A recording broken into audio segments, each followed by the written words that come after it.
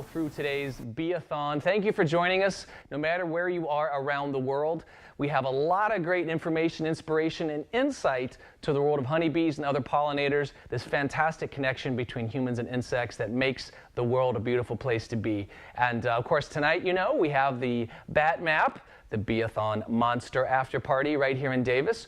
I'm showing off some of our new Insect Tribe gear. There's a symbol for the tribe, and this will be the part of the gear for Eminent Bee tonight during the performance. But I don't want to get ahead of ourselves. As you know, in the world of pollinators, in the world of pollinator protection, we need all the help we can get. And it's good to know that for many, many years, the Xerces Society has been the leading, foremost pollinator and conservation advocacy group in the United States, probably around the whole world.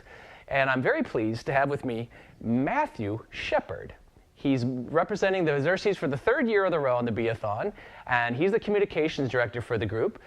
He wrote the Pollinator Conservation Handbook and a second book called Attracting Native Pollinators.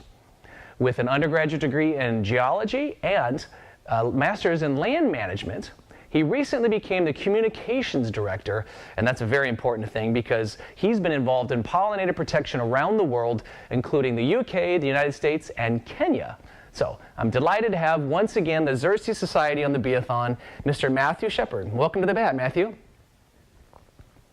Thank you, Eric. So I know that every year I learn more and more about what the Xerces Society is doing, and it gets more exciting, essential, important work. And this year was a particularly important one because there was a bumblebee problem that brought the entire world's focus to the issue of chemicals and pollinator protection. Matthew, could you tell us a little bit about that bumblebee die-off? Yeah, it was brought to our attention by shoppers because it all happened in a suburban parking lot for a big box store on the southern edge of Portland here in Oregon. And shoppers going to and from the store found some dead bees, so they telephoned us, and one of our scientists went down and discovered that it was worse than we imagined. And it turned out that there were dozens of linden trees that had been planted in this parking lot. And linden trees attract a lot of aphids, and the aphids were dropping honeydew on the cars. And the lindens are also a huge bee magnet. So honeybee keepers love them, bumblebees love them. But they were killing the bumblebees. Sorry. That's okay. I was just going to say that so we contacted the Oregon Department of Agriculture, whose investigators came in, took bee specimens away and did some lab tests, and they were able to establish that it was an insecticide that had been put onto these trees to kill the aphids that had resulted in the death of these bees. And a conservative count and estimate said that there were 50,000 bumblebees that died in that parking lot. So this happened very quickly, though. So this was almost an overnight happening, an overnight sensation as well, because this dramatic image with around the internet, tens of thousands of bumblebees that were dead, and it's pretty much never been documented at this scale. Has Xerces ever encountered such a massive die-off as this incident in Portland? In fact, I don't think anybody's ever encountered one of this scale. There doesn't seem to be any reports, no articles about anything involving bumblebees at this size. So it also happens to fall at the beginning of National Pollinator Week, and so the media was already interested. And when this started, the word of this, the news of this started getting out, then it became something that a lot of people were interested in. And there's a lot of positive things that Xerces works on, but let's finish up with this topic. What was the repercussions of this die-off? Well, there have been a number of things. And one of the best things about it, and it's always sad that it takes an incident like this for it to happen, but all of a sudden people are suddenly saying, wow, these insecticides that are so widely used and that we knew were being used on crops and we knew there were problems with them on crops, all of a sudden people are suddenly aware and conscious of the fact that they're everywhere.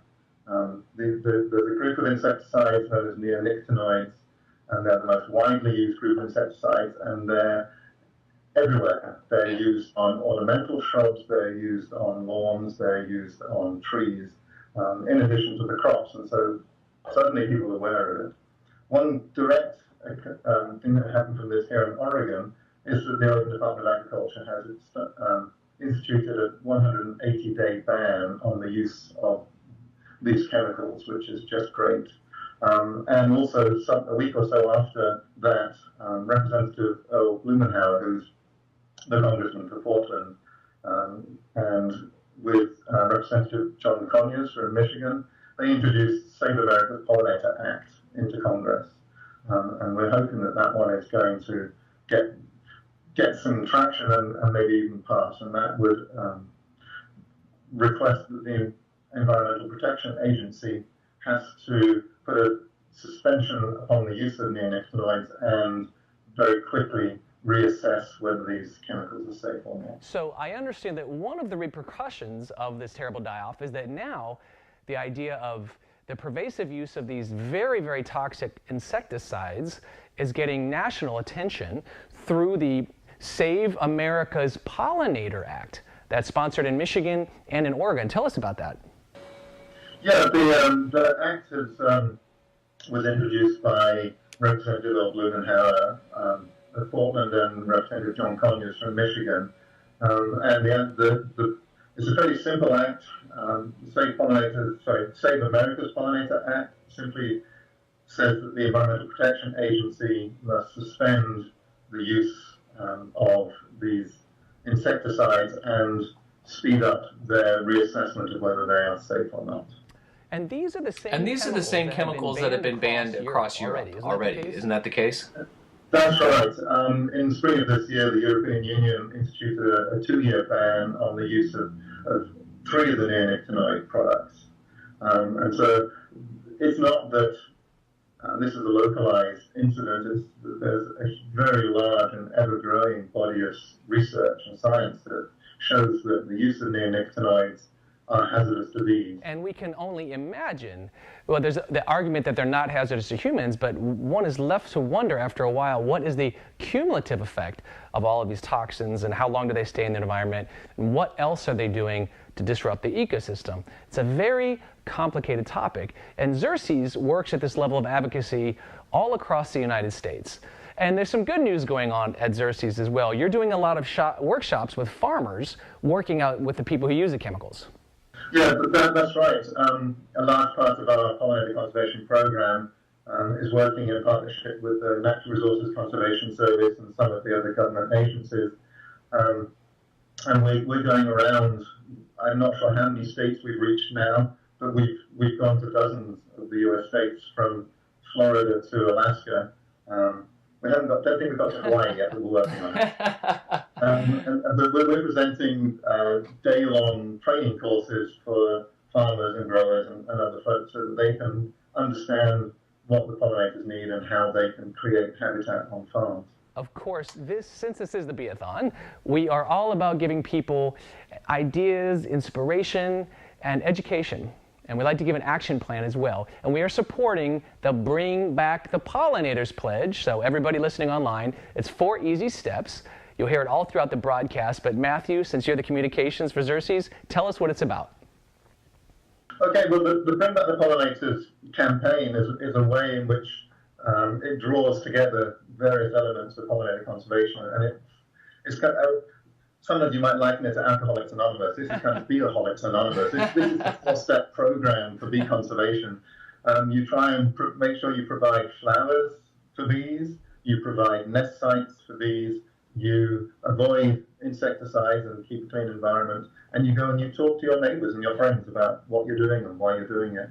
And on our website, there is the pledge that you can take the pledge, sign the pledge, and make a commitment. And we've had more than 2,000 people sign that pledge, which is beginning to create a community of pollinator enthusiasts across the country. And people in Canada, United States, and several other countries have just signed the pledge. And of course, you can see that right on the homepage for the Insect News Network, right above where we're broadcasting today's Bee-a-Thon. So listen, Matthew Shepard from the Xerces Society, it's been a delight as always to talk to everybody up there. Keep up the good work. And before we go, the question I have to ask everybody is, what is your favorite pollinator? I'm totally besotted by bees. I just love them, and I love the diversity and the beauty of them. And one of my favorites is is just this beautiful kind of emerald green metallic The sweat sweat bees. bee. Yeah, the sweat bees. Yeah, remarkably common and just a showy, flashy creature that totally shocks people when they I first see love it. to tell people that during the springtime that the sweat bees and a lot of the native pollinators jump into the California poppy like a bathtub, swirl around, and take off, you know. It's beautiful. Well, Matthew, once again, it was a delight. I hope we can have you back on the Insect News Network real soon. And until then, bring back the pollinators, everybody. Take the pledge, and everybody at Xerces, tell them we said hello, and we're going to keep spreading the buzz. That's great. Thanks for all your efforts. We're going to keep rolling through the Bee-a-Thon. We'll be right back.